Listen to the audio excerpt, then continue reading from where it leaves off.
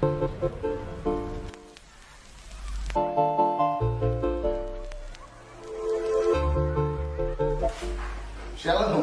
selamat pagi. Gimana kabarnya? Saya ada Kingdom Lifestyles.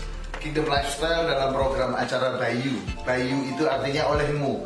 Olehmu itu adalah begini. Olehmu aku diberkati. Olehmu hidupku diangkat. Olehmu kita dimenangkan. Olehmu aku disembuhkan. Jadi Kingdom Lifestyles itu biasa kita singkat KLS. Berisi tentang panduan bagaimana saudara bisa mengerjakan firman Tuhan setiap hari, berbicara tentang pola hidup, gaya hidup kerajaan surga. Jadi ketika Yesus ada di atas muka bumi ini, dia memakai cara hidup kerajaan surga. Jadi setiap hari ikuti program kami di KLS Kingdom Lifestyle Bayu. Setiap jam 9 pagi kita adakan streaming. Dan untuk hari ini saya memberitahu saudara, ayo apa yang harus saudara kerjakan hari ini sesuai dengan firman Tuhan. Ya, shalom saudara.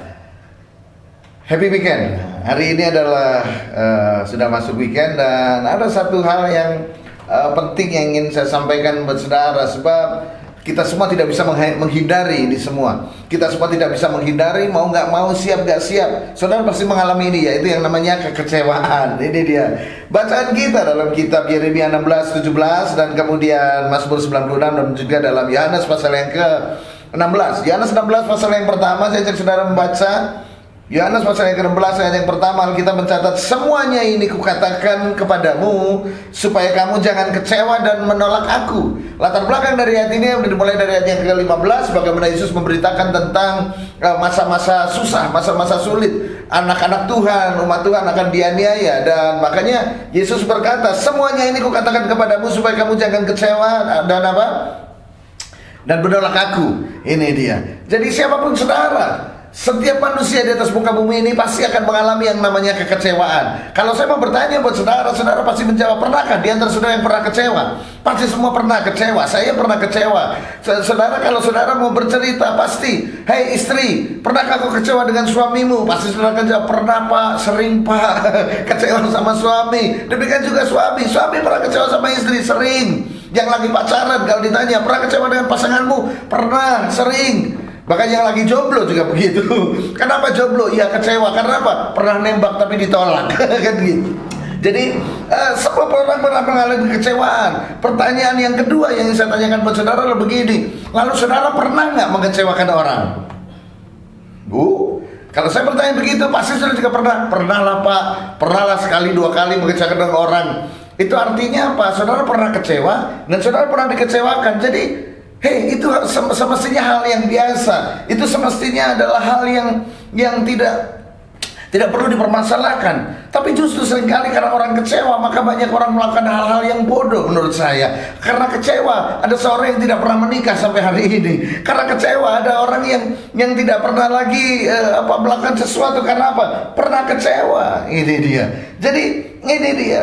Jadi kecewa di sini adalah bagaimana seseorang itu, bahwa adalah seseorang itu mengalami sesuatu yang tidak menyenangkan dalam dirinya. Makanya dalam kitab Yeremia pasal yang ke-17, Alkitab mencatat begini, beginilah firman Tuhan, terkutuklah orang yang mengandalkan manusia. Jadi kalau saudara berharap kepada manusia, itu pasti saudara akan kecewa. Ini dia, terkutuklah orang yang mengandalkan manusia, yang mengandalkan kekuatannya sendiri, yang hatinya menjauh dari Tuhan. Mengandalkan manusia pasti kecewa. Lalu ayat yang selanjutnya, ayat yang ke-7, diberkatilah orang yang mengandalkan Tuhan. Jadi hari ini saudara, kekecewaan itu adalah yang biasa. Kalau ada di antara saudara hari mengalami kekecewaan, mari saya beritahu buat saudara, saudara harus mulai memperbaiki hati saudara. Mungkin saudara pernah mengandalkan manusia, saudara berharap kepada manusia, maka saudara kecewa. Dan hal yang ingin saya beritakan buat saudara adalah begini saudara, kekecewaan itu mestinya bukanlah keadaan. Kekecewaan itu bukan keadaan, bukan kondisi, tapi kekecewaan itu adalah apa? Reaksi saudara terhadap sebuah peristiwa. Ini dia. Sekali lagi saya ulangi, kekecewaan itu bukan kondisi, tetapi adalah reaksi saudara menghadapi sebuah peristiwa, sebuah keadaan. Nah ini respon saudara, artinya apa? Saudara tidak akan kecewa, saudara tidak akan mudah kecewa kalau saudara bereaksi benar. Jadi kecewa atau tidak itu keputusan saudara. Ini dia. Ada orang yang rumah tangganya bahagia, apakah mereka tidak pernah kecewa? Ada suami istri, anak yang hidupnya hidup keluarganya bahagia, apakah mereka tidak pernah kecewa? Pasti mereka pernah kecewa, tapi mereka memutuskan, mengambil keputusan untuk apa? Kecewa mungkin sebentar saja, nggak perlu kekecewaan menguasai hidup kita. Ini dia. Jadi kekecewaan itu adalah apa? Bukan kondisi, bukan keadaan, tetapi reaksi saudara dari setiap peristiwa. Ini dia. Jadi sama. Betul? Amin, saudara. Ini dia. Coba dalam dunia olahraga, saudara main badminton, kan gitu. Maunya menang, tetapi keadaannya ternyata kalah. Lalu apakah lalu pemain bulu tangkis itu lalu akhirnya gantung raket karena sekali kalah? Kan enggak, dia terus akan bertanding. Ini dia, itu dia. Jadi setiap kali kekecewaan datang dalam hidup saudara dan saudara mau menyerah, saudara nggak akan pernah bisa bertahan dalam hidup saudara.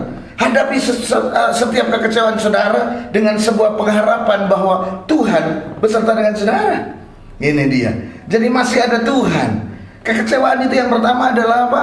Adalah reaksi saudara terhadap sebuah peristiwa. Yang kedua, kekecewaan itu adalah apa? Kekecewaan itu adalah jarak antara pengharapan saudara dan kenyataan. Semakin kenyataannya semakin jauh dari yang saudara harapkan, semakin kekecewaan saudara besar. Jadi, yang kedua yang perlu saudara perhatikan adalah atur pengharapanmu, atur harapanmu. Ini dia, ini penting. Semakin saudara berharap lebih, semakin itu nggak terjadi, semakin saudara kecewa. Untuk itu atur harapanmu. Tapi lepas dari semua, ingat kekecewaan adalah respon saudara dalam sebuah peristiwa dan bukan kondisi. Yang kedua, kecewa adalah apa? Jarak antara pengharapan saudara dan realita. Ini dia. Tapi di atas itu semua, saya mau ajak saudara baca dalam kitab Roma pasal yang ke-8 ayatnya yang ke-28. Roma pasal yang ke-8 ayat yang ke-20 pasal yang ke-8 ayat yang ke-28. Mari saya bacakan buat saudara. Kita tahu sekarang bahwa Allah turut bekerja dalam segala sesuatu untuk mendatangkan kebaikan bagi mereka yang mengasihi Dia, yaitu bagi mereka yang terpanggil sesuai dengan rencana Allah. Jadi artinya begini, saudara, kita tahu bahwa Allah turut bekerja dalam segala sesuatu. Saudara harus mengerti bahwa Tuhan turut bekerja dalam segala sesuatu selama saudara mengasihi Allah. Ayat ini hanya untuk orang-orang yang mengasihi Tuhan dan untuk orang-orang yang terpanggil sesuai dengan rencananya. Sekali lagi saya bacakan. Kita tahu sekarang bahwa Allah turut bekerja dalam segala sesuatu untuk mendatangkan kebaikan bagi mereka yang mengasihi Dia, bagi mereka yang mengasihi Dia, yaitu bagi mereka yang terpanggil sesuai dengan rencana Allah. Jadi mereka yang terpanggil, mereka yang mengasihi Allah, Tuhan turut bekerja. Artinya kekecewaan apapun yang datang dalam hidup saudara, Tuhan akan mendatangkan menjadi kebaikan. Hanya Tuhan yang sanggup mengubah dari yang buruk menjadi baik. Hanya Tuhan yang sanggup mengubah kegagalan menjadi sebuah pengalaman keberhasilan yang luar biasa. Ini dia, hanya Tuhan. Untuk itu saya mengajak saudara di weekend ini, mari segera mendekat kepada Tuhan, mari kembali mengasihi Tuhan, dan mari kita menanggapi setiap firman Tuhan yang datang dalam hidup saudara. Kingdom Lifestyle hari ini, Tuhan Yesus memberkati saudara.